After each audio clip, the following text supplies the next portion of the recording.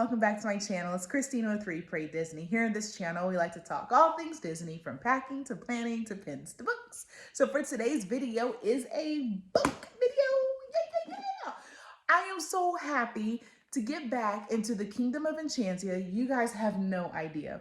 All right, so for new folks, thank you. Hi, welcome. Be sure to hit a like and subscribe. I greatly appreciate it.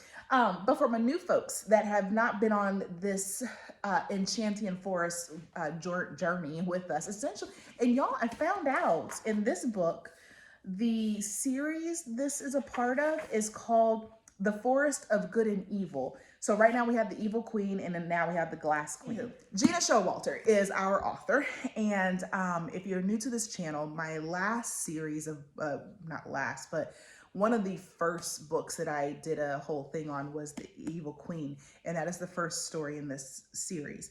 And the Evil Queen, this picks up right where the Evil Queen essentially, for the most part, left off. So what I'm going to do, I am not going to do what I did before, or take you a few chapters at a time. I've read 10 chapters of this book already, and there's about 32, 34, something like that. So what we're going to do is I am going to put this in 3 parts, okay? Because I don't have the download power to film an hour-long video, although I'd love to do that. I don't have a download power to do an hour-long wrap-up, and this book needs a lot of wrap-up. So, and I'm only going into chapter 11, and it needs a lot of wrap-up. So, like I said, it's going to be 3 parts. This is very spoilerly. Spoilerly. If I can, there's just no ifs, ands, or buts about it. I am going to spoil this book. I have to talk about all the things. So if that is not for you, I'm sorry. But if this is for you, stay with me. So if you're not familiar with some of Gena Showalter's work, Gena Showalter, she creates these twisted fairy tales. So think about Disney, although I don't think that's her, it might be her, starting base, I don't know. But think about Disney and all the princesses and the stories and the fairy tales, and these are all twisted fairy tales, okay? So this particular twisted fairy tale, the book previous was The Evil Queen, which is Snow White and the Evil Queen. This one is the Glass Queen, okay? And if you think glass and you're thinking Cinderella, yeah. However, the primary premise of this story is the prophecy that was spoken is the little Cinder Girl prophecy. So in the Kingdom of Enchantia, everything and anything fairy tale that we have ever heard about in this realm takes place or has roots in Enchantia. So Enchantia is a whole other realm that's kind of side by side with ours. And excuse me. And the Grimm brothers and Hans Christian Andersen and all of them, they kind of taken these prophecies from that realm and brought them into ours. But they do start in Enchantia. So the prophecy of the little Cinder Girl is what is where the story is taking, what the story is about. Okay, so we're met with Ashley. Ashley is, oddly enough, a very mundane name for this, for what I foresee is the strength and power that's going to come from this girl. So Ashley is our little Cinder Girl. Ashley was born with a malformed heart. And so you're like, well, you know, hey, there's magic and all that exists in this other realm, so why don't they, you know, heal her? Well, they can't. So what happens is that if a person is born with a deformity or a defect, they can't heal that magically or any other way. They can't heal it. But if any kind of ailment happens to you after the fact, after you're born, then you can pay for a witch or a magician to come in and do some magic on you and heal you, okay? So Ashley was born with this heart defect that causes her, if she gets worked up in any way or shape or form, or if she's overexerts herself. So essentially if her heart rate goes up, she blacks out and she faints. However, I think we're led to believe there's a whole nother reason for that, which I'll get into in just a minute. So if you were a fan of the Evil Queen, you guys might remember there's Roth and there's Everly and there is Saxon. Yeah, all of those guys. And then there was Noelle and Ophelia. Noelle the Oracle and Ophelia the Witch. Remember all of them? Well, they're back.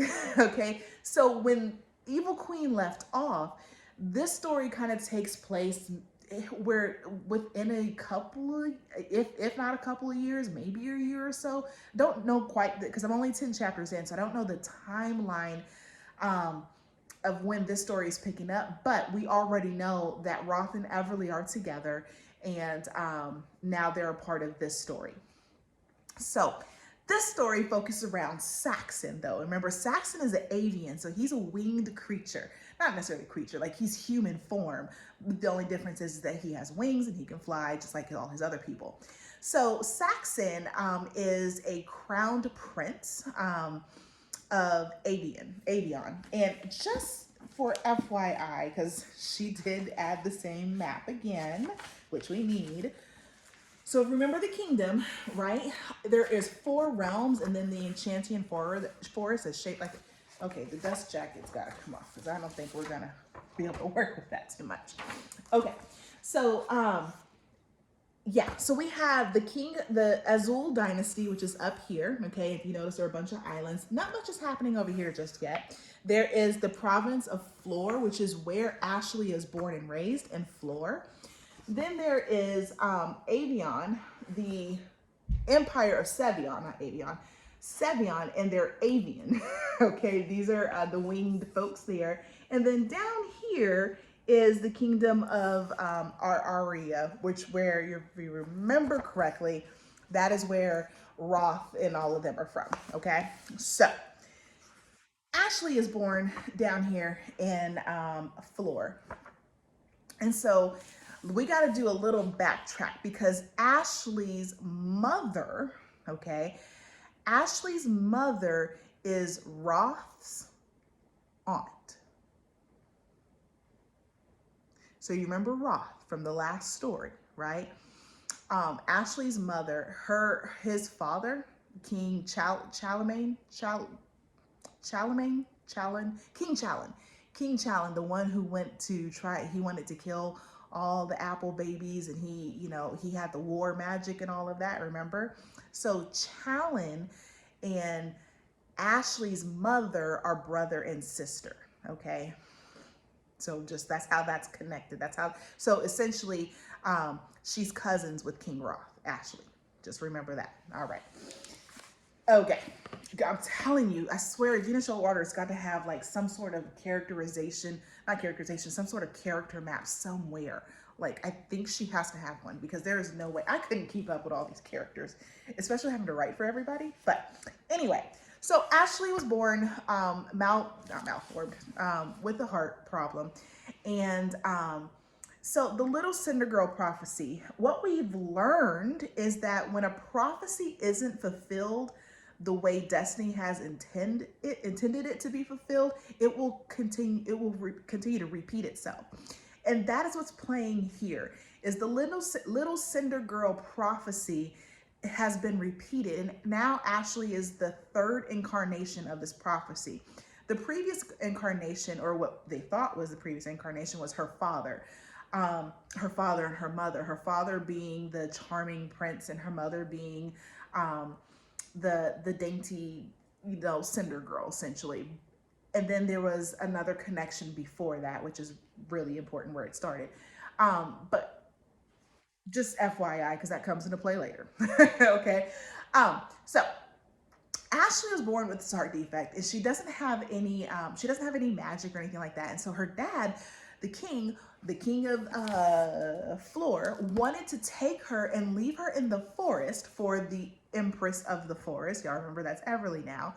But the tradition is dictated that when a child is born and they are not to par, okay, that they are to be left in the forest and essentially switched with a healthy baby, okay? So her father wanted to do that. He wanted to take her, and the moment she was born and they realized the heart problem, they wanted to take her and leave her in the forest, but her mother fought tooth and nail to keep her. So what the mom did was, deep in the dungeon of the castle, there was a witch that her father had captured a while ago. And there's this witch down there, and her father, now here's a side note, Ashley's father is king of his area, but he doesn't have any magic. When he was when he was born or turned 16 and he was infused with magic, he did nothing developed for him. So he's kind of hateful and spiteful towards people that have magic. Okay, so he kind of got in a tryst, so to speak, with this witch, and he did not. She essentially she didn't accept his advances, so he captured her and put her in a dungeon just to, you know, not only to spite her, but to spite her because she is this powerful witch. So Ashley's mother goes down there and she asks the witch to say, hey, I need you to heal my daughter. Because in Enchantia, even though magic, I want to say it's not free flowing because not everybody has it, but if you don't have it and you need it, you have to pay for it. And her father was not coming off any kind of money to pay for her to heal his daughter. Because quite frankly, he just wasn't having it. He's like, you cheated on me. And she's like, I never cheated on you. He goes, yeah, you cheated on me because there is no way that any daughter of mine would have any kind of defect. So you cheated. And she's like, oh my God. So to the dungeon. So to the dungeon, the mom goes, and the way it's written, it's like she had just given birth. And this is like within like a 30-minute to an hour timeline. Like she stands up and her chest is leaking all of this breast milk, and the fluids from her giving birth are still leaking down her legs, and she's carrying this baby to save her down to the dungeon to this witch because she's willing to give up anything for her daughter to be healed. Yeah, that's the power of a mother. So as she's carrying her baby down, down, down into the dungeon, to get help, she thinks she knows that there's this witch down there that her husband has captured, and I forget the witch's name, but it doesn't matter, because all right, it's going to get a little complicated. Because here's the thing, in Enchantia, when way back in the time of dragons, when a dragon breathes its breath, its fiery breath or something, I don't exactly remember how this happens, but, and we'll get more information later, I'm pretty sure, but it was mentioned that phantoms are born of this fiery breath from dragons, okay? Essentially from dragon fire, phantoms are born. And phantoms are like this spirit. They're this entity. There's no body. It literally doesn't have a body. It's just like this entity floating around. So, but it can inhabit other people. And so what happened is there's this one particular entity that it does have the ability it has fire magic, but only if it's in a body. And so it inhabits other people's bodies, and those people kind of lose time because they don't know that their body, they've been possessed, essentially. And the phantom, once in a body, it can do and be all the things that person can do, you know, anything and everything your body can do, it can do. And on top of that, it can also produce its fire magic. So this particular phantom is a very, not devious one, but a mean one. And so this phantom has taken the opportunity to inhabit this one particular witch. This is a long, long time ago, okay? Taking the opportunity to inhabit this one witch called Leonora. And Leonora, the phantom decided to stay with Leonora because Leonora is a witch and her family is just very loving and caring. So when the phantom is taken over Leonora's body, the phantom decides that from that moment going forward, for the rest of its life, or the life of the witch, she was going to be Leonora. She loved the family aspect and how much her parents loved her. She loved being in a witch's body. She loved all of these things, right? So she decided to be Leonora. And so we don't really know what happened to Leonora's consciousness or anything, because we're only 10 chapters in, so I have no idea. Hopefully that'll get revisited or get visited. But all that to say, Leonora, I'm assuming her body died. It died at some point, and then this phantom decides to go on to other bodies and other bodies. And so the body that the phantom is in now is another witch. I think its name is Mila something. Anyway, not important. So the witch that's in the king's basement, Ashley's dad's basement or dungeon, is this new witch, but it has the Phantom Leonora in it. Okay, because remember, the Phantom is going by Leonora now. That is its name. So when Queen Charlotte gets down there and she's trying to see who is, can this witch help her, she doesn't know who it really is. And so by the time she figures everything out, it's kind of too late. What happens is that Leonora, at first she's like, nah, I ain't gonna help you. You coming down here with your little baby and your little pretty self and all that. You're gonna come down here and try to ask for me for help. And she's like, but help my baby. And then she looks, she's like, oh my gosh, she's the one. And Leonora decides to help. Now, what that means is she's the one, we have no clue yet. So Leonora, the Phantom, goes into the baby. I don't know what that looked like, but she possesses the baby. Okay. But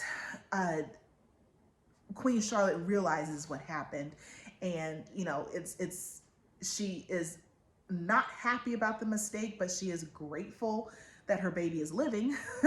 So she decides to not tell anyone except for the palace sorcerer, because what she wants is the palace sorcerer to kind of separate them if he can. But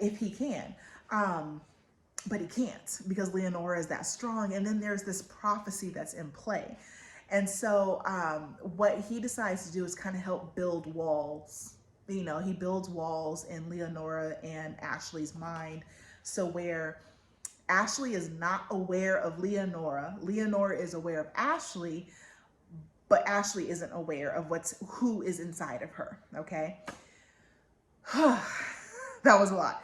So you see why there's no way I could have done this in one video. So anyway, what happens is that now Ashley is growing up, and Ashley grows up, and her dad is hateful. No one in the kingdom likes her. They call her the glass princess because she's very frail. She's almost seemingly easily breakable. She can't exert herself in any way, shape, or form. Like if she walks 10 paces, she's out of breath and all of this.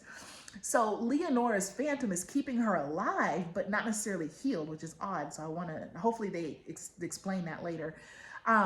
So essentially, Ashley, anytime Ashley faints, I told you guys that it seems as though when Ashley faints, Leonora tends to break through.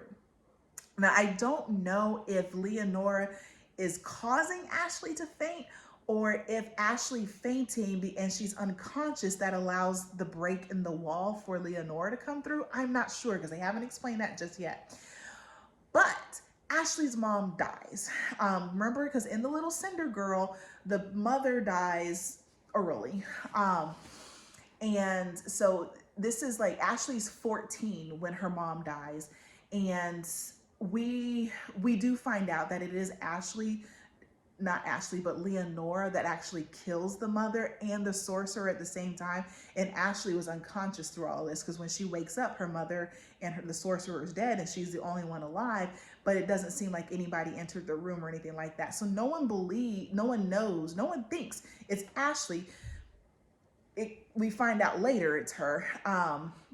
But the father, because he's so hateful towards her, he sends her off to like a convent, like a literal convent in the forest, to this fairy nest of place, in the trees or whatever. And they treat her horribly. She gets out there and she has to clean, and she barely gets anything to eat. And, it's this whole thing, the whole cinder part of things. That's what's happening there. But let's backtrack just a little bit. So what happens when the day of Ashley's mom's funeral, all of the kings and queens of the realm and so forth come to pay their respects. And I don't remember if I told you, because I've had to stop recording at some point. And so I picked this back up. So I don't remember if I told you or not, but Ashley's mom is, okay, y'all remember in the Evil Queen, King Roth, right? Roth and truly are brother and sisters. And brother and right, truly or Everly, or what was the other Illy? I don't remember. Either way, Roth, because Roth and Everly, yeah. So Roth, his father, King Challen, you remember he had the war magic, and he's the one to go kill all the apple babies. So King Roth, or not King Roth, Roth's dad, King Challen, is Queen Charlotte's, their brother and sister. So Ashley's mom and Roth's dad are brother and sister. And yeah, so they're cousins. Ashley and Roth are cousins. Oh man. So essentially, Roth comes in his family. Now this happens when she's 14. So when Ashley's 14, Roth and all of them, they're still younger. The stuff with Everly and all that hadn't happened yet. Okay. There's like, we'll talk. I'll tell you. So the mother is they're attending the funeral services, and Saxon is there, because remember Saxon, he's the avian, that like the avian bodyguard of Roth and his sister. But I don't think we was clear last book whether or not what Saxon's role is. So Saxon is technically a prince in his own right, but he was kicked out of his kingdom.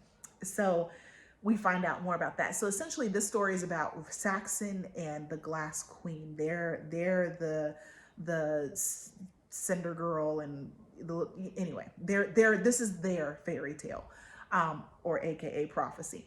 So before she gets shipped off to this forest, like all of this happens in a day. So before she gets shipped off to this forest, she kind of sees Saxon, and he's brooding, he's angry with her, and essentially she tries to run off, but she gets caught up again, in one of that part doesn't matter. So she runs off, and Saxon kind of stops her, and he's like, hey, and he's angry with her.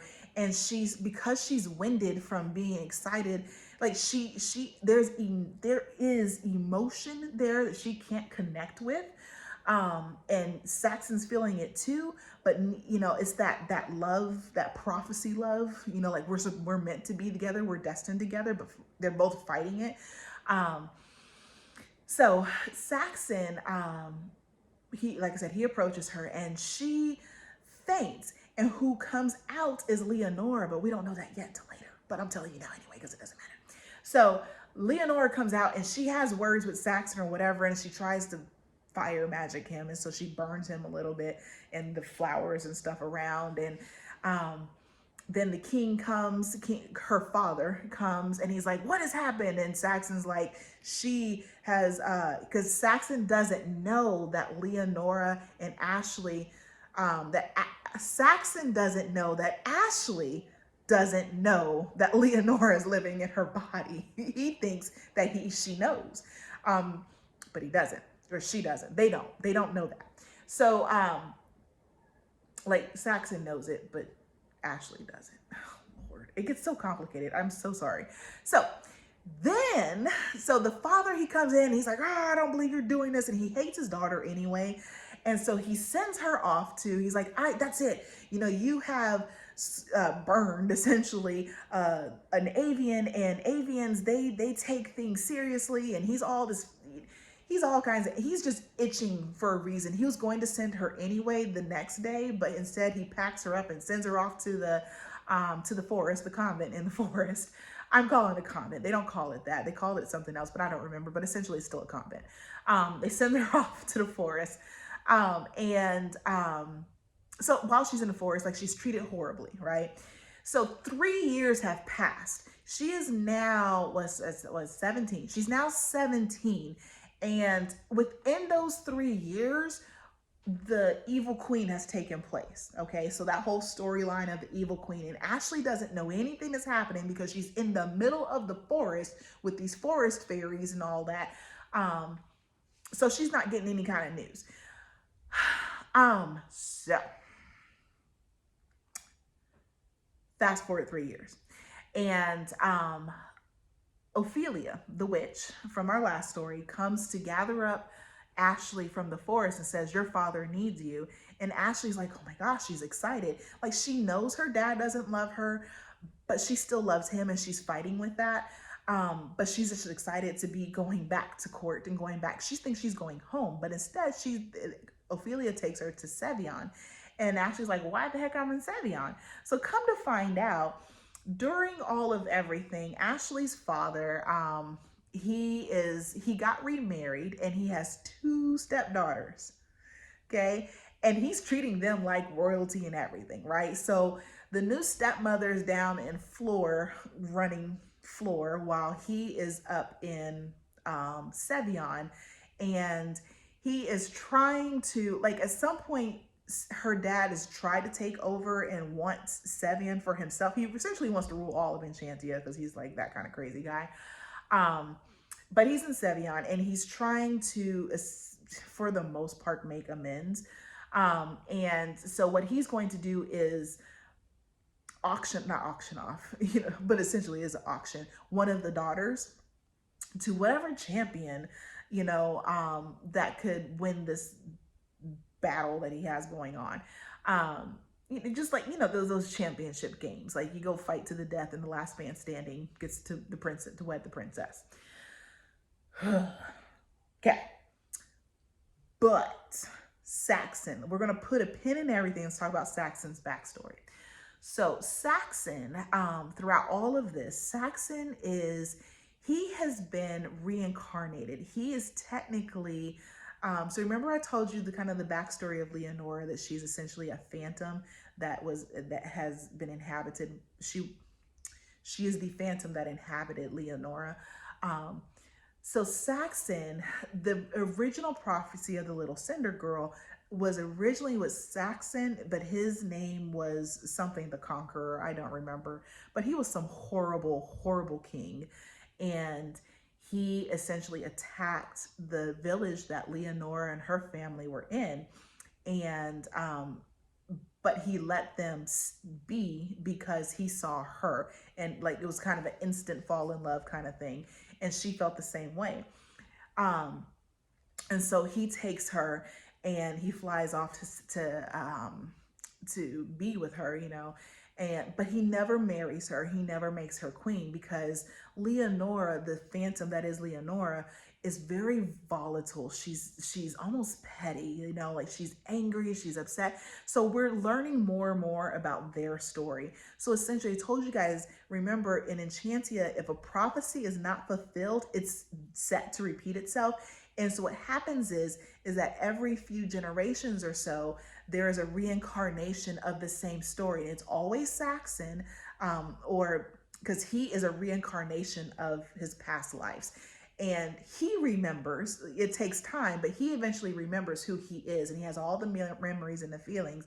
And then Leonora, actually it alternates, like, it doesn't matter, but it alternates. One of them will remember and the other one gets their memories later. And then one of them remember. It does that. It's weird. But so essentially they have been reincarnated a few times, and they fall in love and they battle. And essentially the first time, because he did something, and we don't know just yet what he did, but he did something. I'm thinking it's because he didn't choose to marry her. He did something, and he didn't marry her. And so she essentially burns his whole village and kingdom, not village, his kingdom to the ground, kills his family, because like that kind of woman scorned. Jesus. And so then the next carnation, he kills all of her family in her kingdom. And so in this reincarnation, so they're both.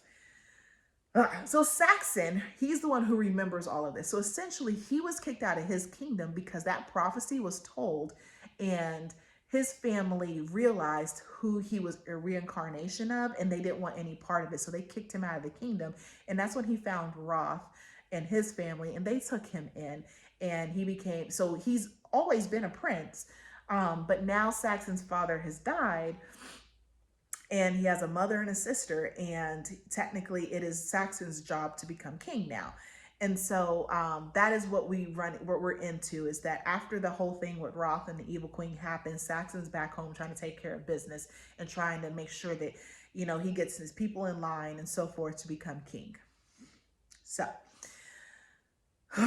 still not done. So essentially, then, all right, so take the pen back out. We're right at the start of the story. So Ashley has been taken to as Sevion, the kingdom, uh, Saxon's kingdom, essentially. Ashley's been taken to Sevion, and Sevion, they are trying to, the father is trying to, essentially give the girl, his stepdaughter, away to somebody to, make alliances and marriages and things like that. He's trying to make some power moves, okay, by pimping out his kids.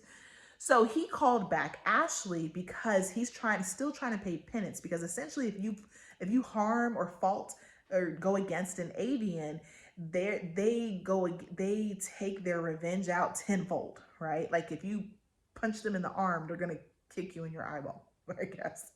But so he's still trying to make up penance. So he calls Ashley in to become a court liaison for Saxon, but essentially he's putting his daughter into slavery. So Saxon has this, again, Gena Showalter and her duality. He loves her.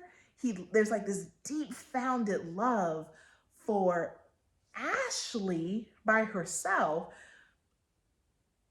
but he also loves Leonora, but he hates Leonora. And so he knows what she's capable of. So he won't kill Ashley because he's figured out that Ashley doesn't know she's Leonora. She has no clue because he's met Leonora when Ashley's fainted and they've had conversations. And essentially the way he knows that her eyes turn colors. Like Leonora's eyes are like an icy blue, where Ashley's eyes are like this green color, I think. So when Leonora comes to presence, her eyes change color. And Leonora she's fierce, she's sassy, she's mean, she's horrible. Ugh. But Ashley is like the complete opposite. Ashley within her own right. So here's a cool thing about Ashley. Ashley loves weaponry. Like she essentially wants to be a blacksmith to make, and she's kept notes on all of these weapons that she's thought of and wants to create. So she has her own ambitions on her own. Like she wants to become this well-known weapon maker. Oddly enough, for a princess, right? Okay. So, side note, while Ashley was in the forest, during her slave time, essentially in the forest, Leonora would wake her up in the middle of the night and go search out dragon eggs. So I think these dragon eggs are going to come into play too.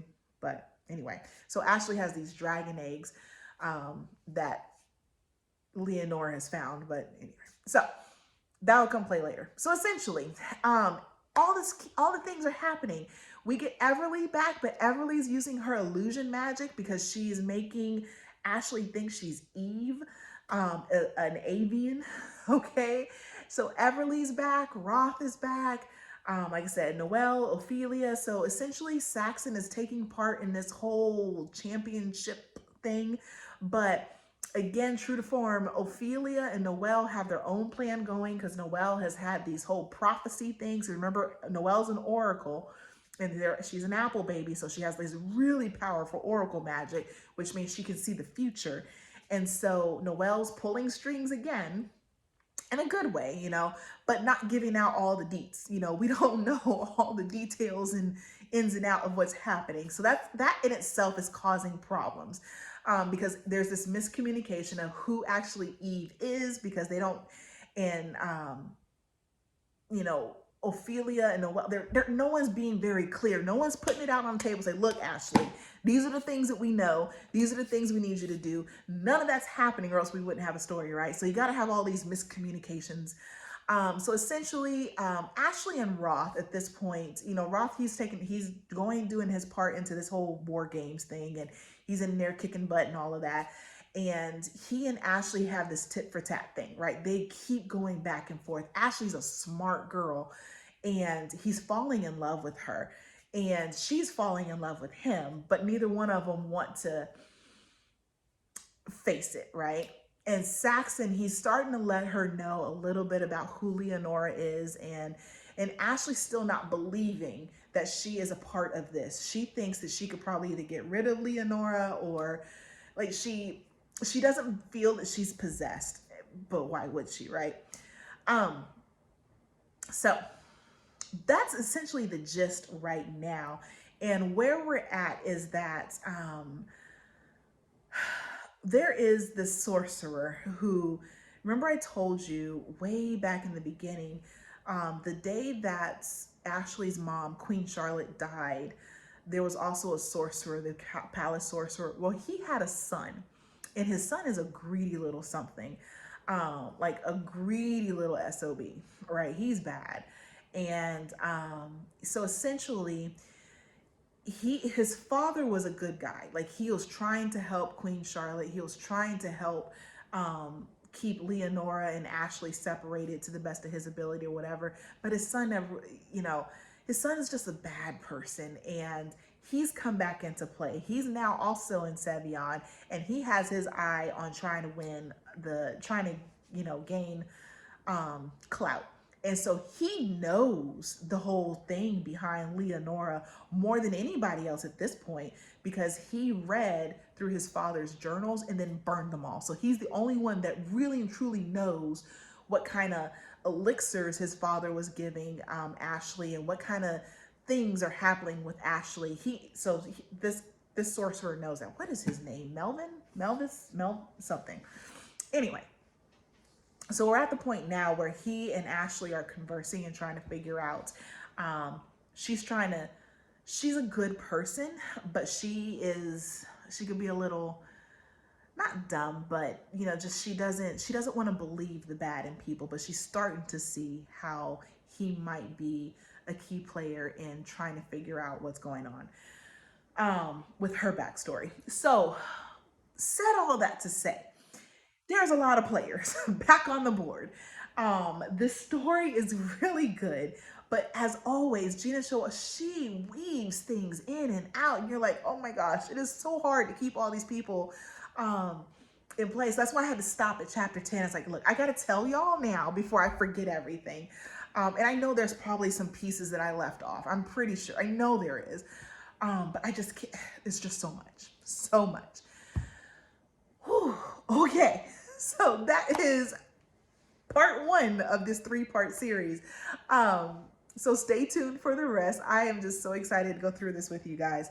Like I said, so stay tuned for the rest. And yeah, let me know what you think. Is this too much? I don't know, but it's a good book. Now that we have all the backstory out, I think from here it should be shorter going forward. But I hope you enjoy. I really do. Leave me a comment down below. What did you think? All right. So, as always, have a magically blessed day, and I'll be praying for you. Bye, guys.